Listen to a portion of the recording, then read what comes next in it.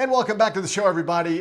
Very excited about our next guest and honored to have Dennis Dodd back on the show. In fact, Dennis was on with us a couple of years ago, but now we get to see a smiling face on our YouTube channel.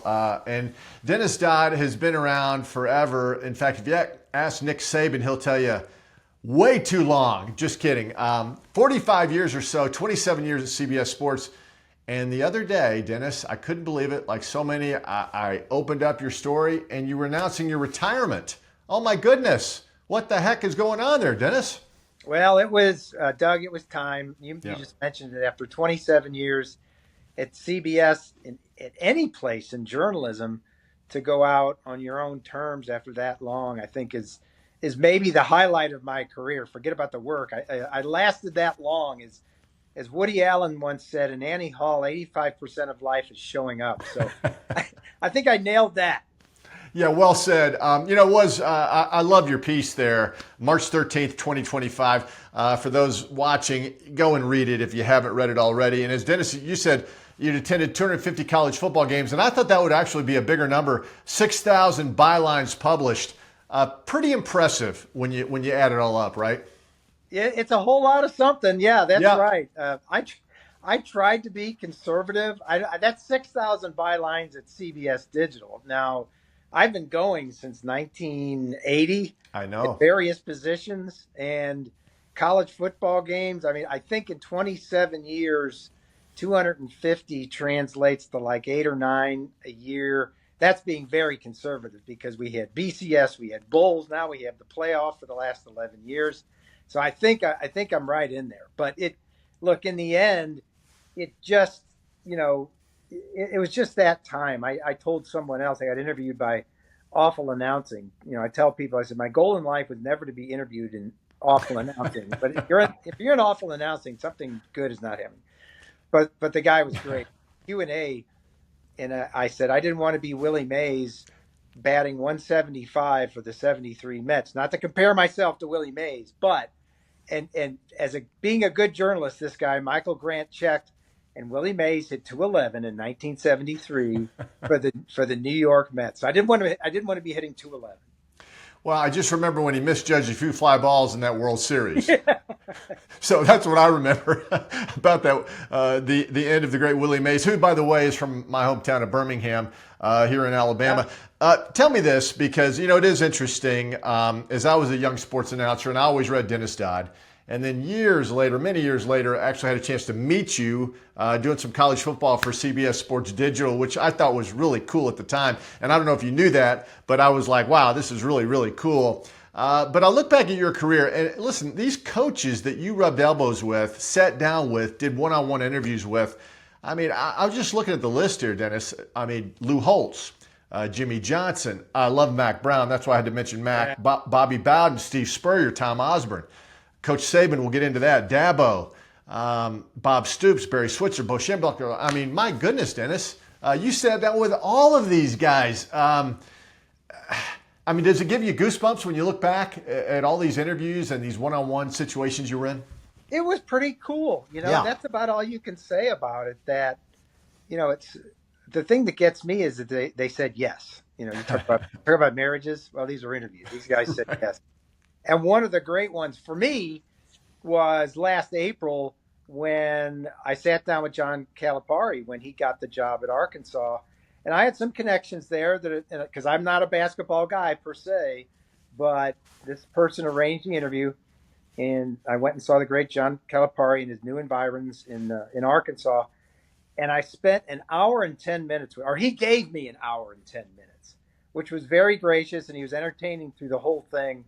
I mean, all these guys, Bobby Bowden would sit there and tell stories. Nick Saban was the best.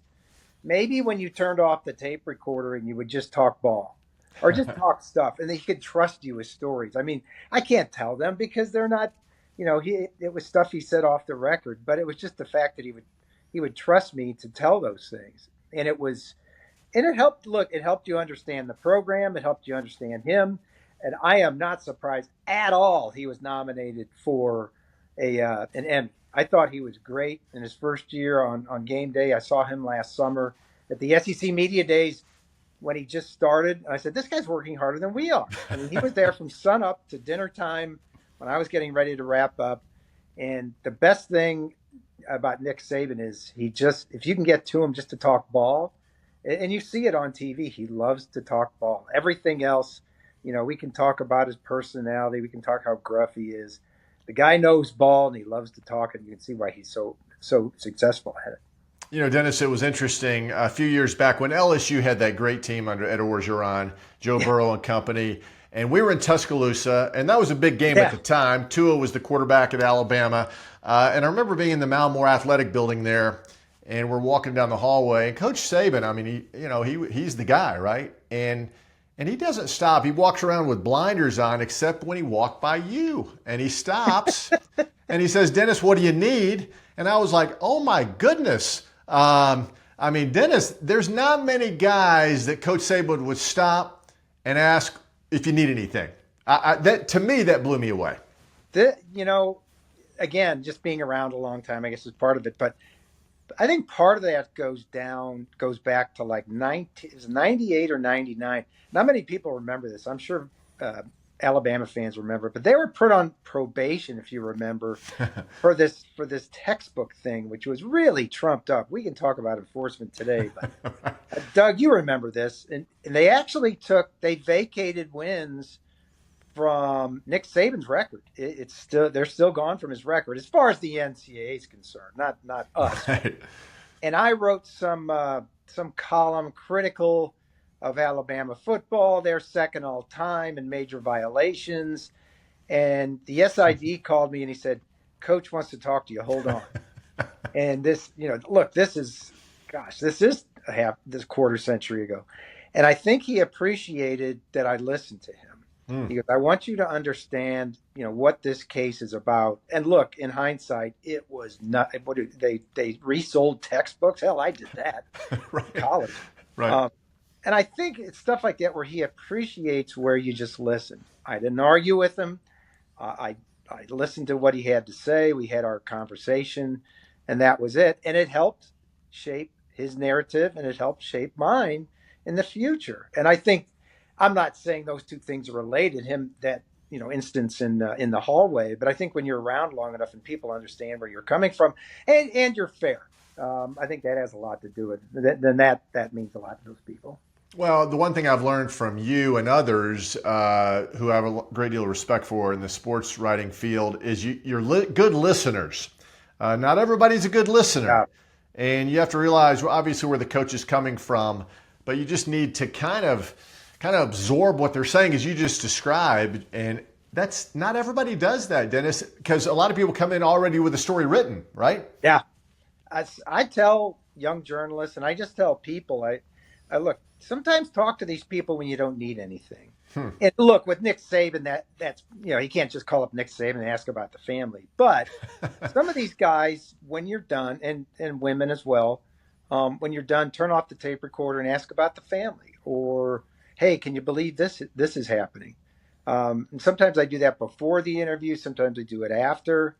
But I think people appreciate it when you talk to them when you don't need something. I think sometimes it's harder in electronic journalism where you're just there to get a soundbite. Now, I'm not saying that's wrong. We all look at the news every day on TV because it's very in the moment. That's what that media is like.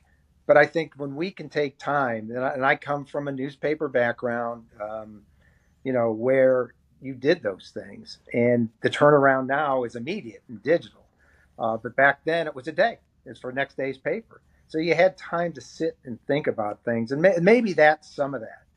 But yeah, I tell young journalists, look, don't go in there with a hatchet. Go in there with your ears and eyes wide open, and sometimes you learn things, and people tell you things. Yeah, that's great advice, and I hope people listen to you because that's really not what a lot of these shock people are trying to do today. They're trying to be first. Regardless, I got to ask you this because I love the story. I mentioned March 13th when you announced that you were retiring.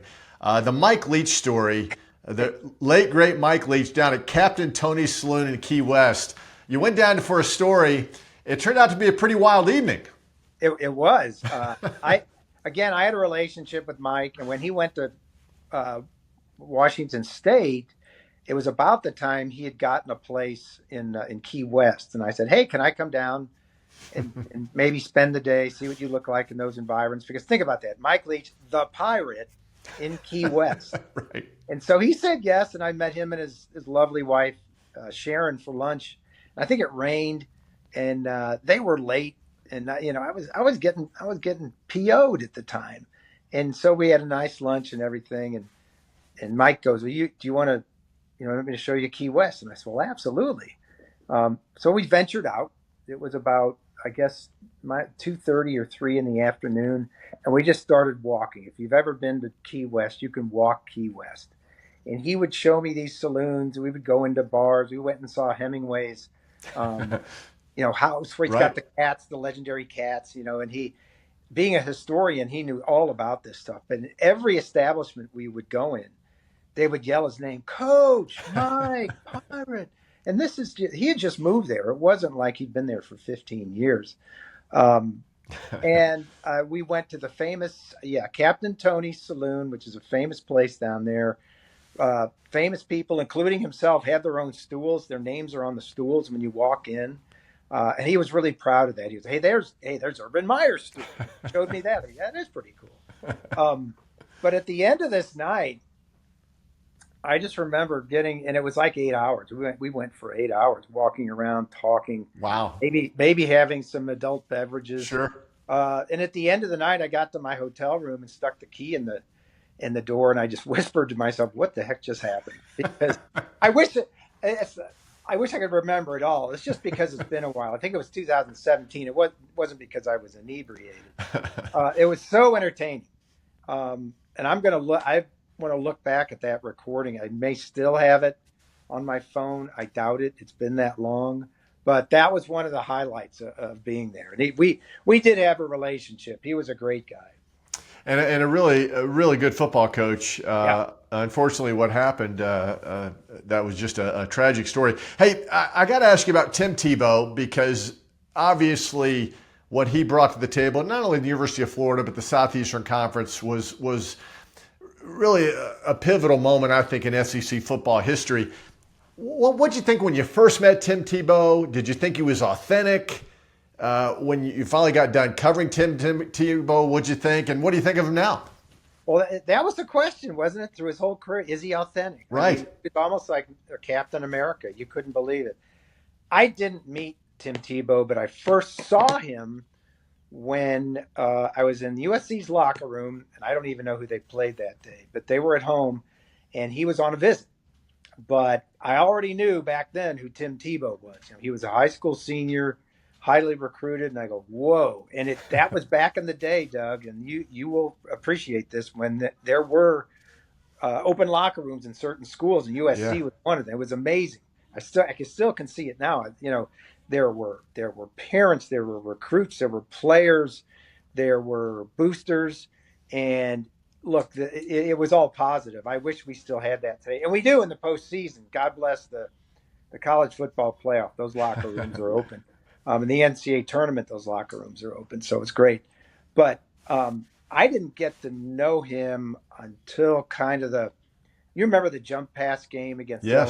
LSU, where that was on Sure. CBS, unbelievable play, when he became this national figure, and it was beyond football. He was on morning shows. We all know about his faith. He was big there, and I spent some time with him in Gainesville, enough to I want to figure out if this dude is for real. So you can be with him and you can interview him, but you don't know until you talk to other people, really. And I think I talked to other players and maybe even some students who would see him out in the bars. He would go because he was socializing with his teammates and his fellow students. Didn't drink, wasn't a party guy, but would go. But just the personality of being Tim would light up the whole place. I'm sure. In the last year, they had me do a list of the 10 best players I ever saw in person covering college football. And he's right in there with Barry Sanders and Brian Bosworth and others that Wow. which were bigger than the game. I mean, let's face it, those guys were.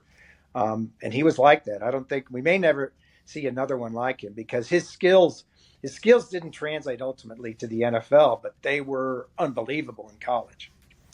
I remember the his junior year, that SEC championship, when Florida was number 2, Alabama was number 1, Yeah, and that was the best game he ever played. I yeah. mean, it was fantastic. Of course, the next year Alabama reversed it, and that's when he was crying on the sidelines. Right. But what a phenomenal career, Dennis. I mean, Oh, my goodness, it was incredible. it was unbelievable the things he could do, and the promise after the Ole Miss loss. Yes, I got in really deep with Urban Meyer about the offense and what he did. And there was a lot of single wing concepts because of what he did. He was a fullback playing quarterback who obviously had a very good arm as well. But the old single wing concepts go back to Delaware, and they would have a thing. I don't know if Delaware had it, but back in the day, there was a thing called a spinner back. I don't know if any people know about this, but the spinner back, and you can look at it from old films from the 1930s, would turn a complete circle before he handed the ball off or not, to the point where you didn't know where the ball was. Now, I'm not saying Tim Tebow did that. What I'm saying is he was that good as a quarterback, that deceptive, that physical. Back then in the 1930s, even the 50s, quarterbacks had to be that physical because they carried the ball as much. So that's what made him so special, and he was amazing. of course, Delaware had those Michigan helmets before Michigan had the Yes, helmets back in the they 30s. did. You know. They did the wing helmet. You're right. Yeah, all right. I loved, again, I'm just pulling these excerpts out of your story, but the 2011 BCS championship, you were backstage with Otis Day and the Knights Yes, from Animal House fame. You got to tell me that story.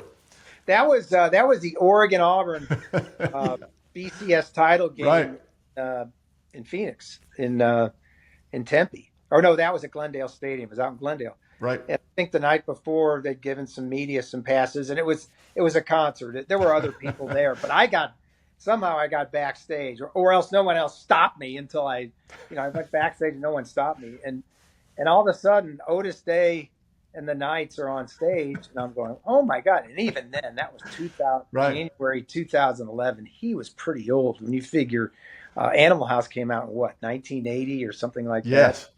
But people of our ilk, of our generation, Doug, really appreciated that. So I was kind of dancing and getting down with Otis Day for a second there. Wow. I mean, what a story that is. That is, when I read that, I was like, did I read that right? That was really awesome stuff. Dennis, I got to bring you to today, though, and this big story that broke over the weekend. Of course, I was involved with the Masters, and somebody asked me about the Nico Iamaleava and the Tennessee, and I was like, well, what happened? I was so immersed with golf, but now I know. And the young man and his dad and perhaps an agent, his team, basically they were holding the team hostage, looking for more money. Said, we're not going to show up for practice or the game, whatever. And Josh Heupel called their bluff. And now the young man is in the transfer portal, looking for a place to play. I guess your initial reaction when you heard that and that story broke, because hopefully this is not the first of many situations that take hold like this. Well, it was shock like all of us. But again, as it settled in, it wasn't surprise for me because I think we're going to see a lot more of these. Gosh. But I think we haven't seen these, but I think behind the scenes, families and players have tried to leverage their talents and their money to get more. And I've heard that through the grapevine. This one just became public. There's part of me that wants to think conspiracy theory. He wouldn't have done this unless he had something else lined up that would pay him $4 million. It would have been more convenient for him and the family to stay at Tennessee for that price. But look, if they don't get to another school for that number, this is a very bad play. Yeah. You're going to get another school, another job, but if you don't get $4 million, it doesn't make much sense to me. I think it's going to happen again. I think it's a symptom of what's going on. Look, Tennessee's probably going to get a quarterback through the portal. I think we all agree with that. That process starts Wednesday, except for the degree of disloyalty And except for the amount of money, isn't that person coming to Tennessee doing the same thing? I would think so. It's just it's a different sort of ethics. I mean, they're leaving their team, um, perhaps for more money, um, whether or not on good terms doesn't really matter. So who look, it's who's zooming who here, and until we get, I keep coming back to this until we get collective when and if we until we get to collective bargaining, none of this is going to be solved. I don't think Congress is going to come through with an antitrust exemption. They're not going to preempt the states who have different, almost like from state to state, different NIL laws.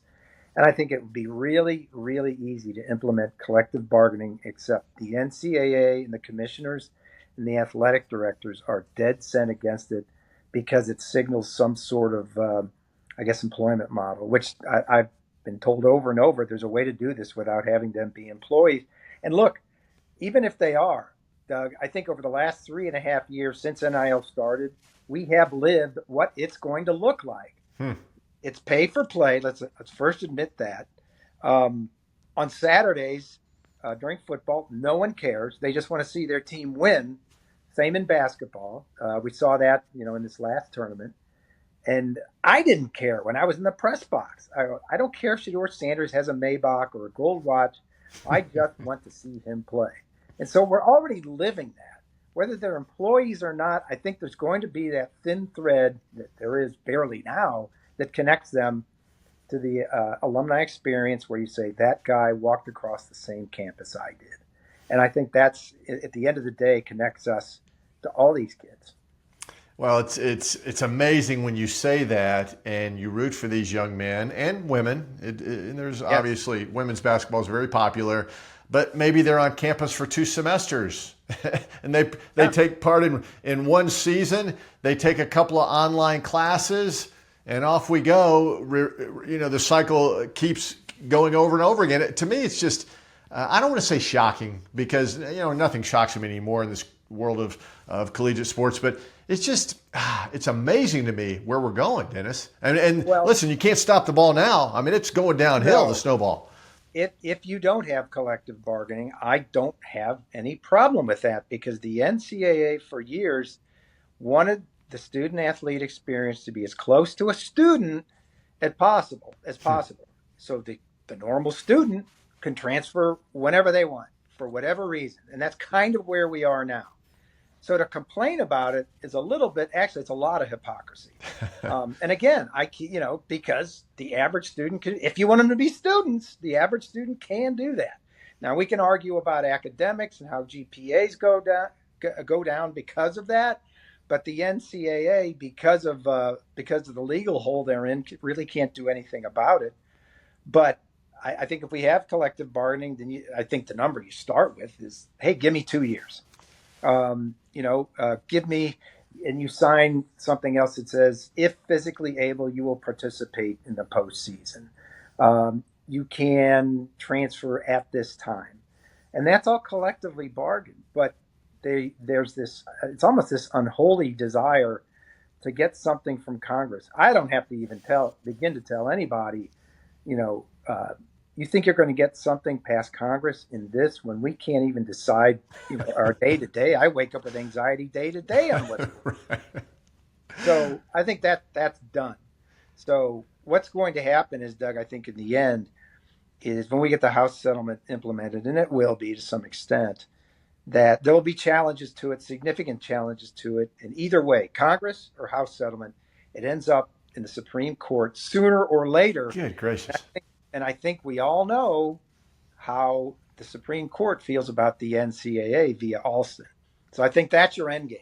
I think we're going to have players as employees or some sort of employee model.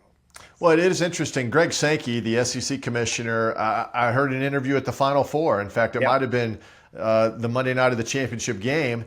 And again, he's all for Congress stepping in. And he said, of course, I'm kind of wrapping it all up but he said basically this is the only way to solve the issue is if the government gets involved. And I was like, oh my, I don't know, but Greg, smart guy, he thinks that's where it has to go.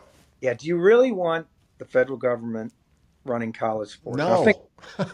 do you want them getting, deciding how many scholarships you use? Because look, Doug, you and I know it's not going to stop with that. There's going to be some senator or something who wants a piece of pork in there about building a bridge, that gets into the bill. And I'm not kidding, because that's what Yes. happens with these bills.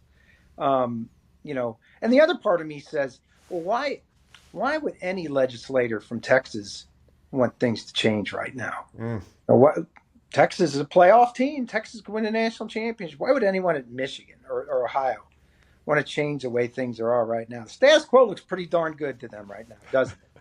Yeah. So that's just, where you're going to get, my point is, where are you going to get this bipartisan support to push this thing through? I don't think it's going to happen. Well, and I think other than Tommy Tuberville, I'm not sure any of the other senators or Congress people know anything about college sports other than maybe being a fan, right? Oh, don't get me started. There's been 11 NIL hearings, and they've become an insult to people's intelligences. Yeah. I said every one of them involves either the legislators don't go. If you look at these Commerce Committee hearings, they're largely absent. That's a big committee. So they don't go. The ones who go are wearing the colors of their school. Yes. Go Gators, go Dogs. One guy had a Georgia helmet out front. They don't know the issues. And then the witnesses are an absolute farce. Track and field athletes. The last one I saw, they had a former football player from Abilene Christian who was on the Student Athlete Advisory Committee of the NCAA. What he knows about this subject, I would chat. Probably not much. The Patriot League commissioner. Now, what does she know about NIL that affect her? It's ridiculous. Get a commissioner to go. Get all 4 commissioners up there to go. Get the lawyers who are challenging these things. Get them to go. But the witnesses are called by the committees, and the committees don't know the subject matter. So this is what you get. Well, I'm just glad some of the championship teams now are returning to the White House. I've always thought that was very cool. I went with Alabama back in 1992 with Coach Stallings, and it was in the Rose Garden, the ceremony. It was one of the highlights of my career. I had so much fun that day. And actually met President Bill Clinton that day in the Rose Garden, which was really neat. As I look back at my career, that was one of the highlights. But I'm just glad these teams are going back. Florida's going to go meet with President Trump soon. Ohio State was there, I think, yesterday, and the vice president dropped the trophy. Yeah, I mentioned that. It happens. So, all right, Dennis. The reporter, Doug, would know that trophy comes in 2 parts. I didn't know that. Right. And they tried to lift it up. And anyway. Yeah, I thought that was funny. All right, as we wrap it up, because I told you I was going to take a few minutes. I've taken way too many minutes. But tell me what you're going to do now as you're retiring with a family. And listen, I think it's fantastic to spend more time with the family because you have been on the road, my friend, for 4 decades covering sports. What's the first thing you're going to do with the family? Where are you going to go that you haven't been before? Well, my son and I already been to Phoenix. We went in Pat Tillman's run over the weekend. Both set records. So that was really fun. My wife and I are going to Hawaii. We're going to on a Mediterranean cruise. We're going to travel a lot. I will keep my hand in it. I want to be you right now, Doug. That's what I want to be. I want to do some of that. So I'll keep my hand in it just to stay just enough to stay dangerous, but relax, play golf. That's another Doug Bell thing. So any lessons will be welcome. But just at midnight, I won't be chasing a deadline. Wake up at a decent hour, and I'll miss it like hell. But it's just time.